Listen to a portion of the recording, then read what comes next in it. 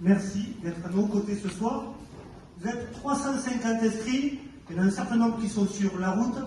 C'est une formidable mobilisation pour rassembler la gauche ce soir. Claire Lapéroni, Amal Couvreur, Aurélie Génolaire et Jean-Luc Gibelet. Dans notre dernière rencontre à Bram, plus de 1700 personnes étaient présentes à nos côtés pour échanger, débattre, mais surtout pour entamer et participer à un projet de reconstruction d'une gauche qui réponde aux attentes de nos concitoyens.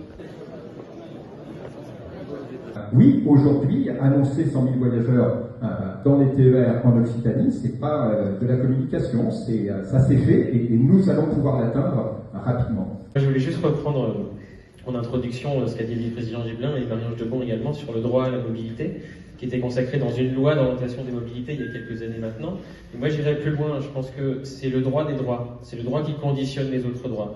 Accès à l'emploi, accès à la santé, accès aux loisirs, accès aux liens sociaux. Il faut développer le rail, parce que le rail, c'est le mode de transport le moins polluant et le plus sûr. Parce que la question quand même de la sécurité routière, il ne faut pas l'éluder.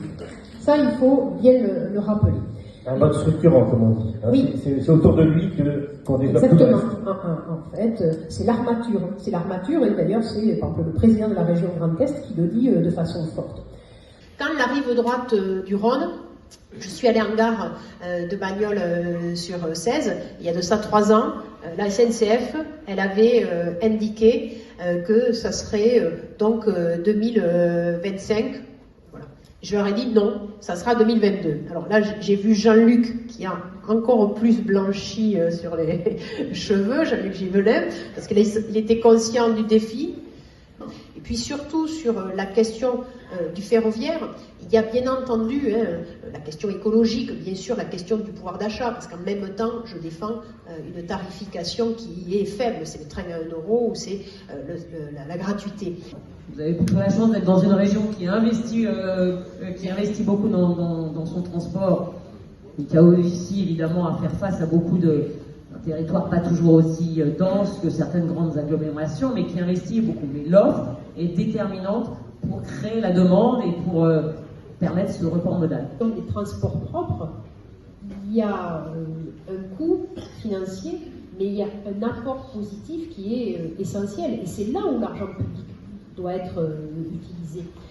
Donc oui, cela coûte cher, mais moi je suis convaincue qu'en plus, si on regarde à l'échelle économique, l'Europe, je le disais, et la France, on a une carte à jouer parce que nous sommes leaders sur ce sujet des transports verts. Et cela veut dire qu'on va créer de l'emploi, on va créer de la richesse, et après, donc, il s'agit de savoir bien la partager. C'est bien les billets à 1 euro pour les voyages occasionnels, en particulier l'été, mais je rappelle qu'en Occitanie, les salariés, le trajet est maximum 1 million d'euros. En Occitanie, sur l'année 2021, c'est 13 millions de billets à 1 euro qui auront bénéficié aux habitants de l'Occitanie.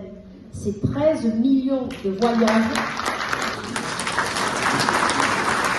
Je suis adjointe sur la commune de Saint-Martin-de-Valliaille et je suis également conseillère Pôle emploi.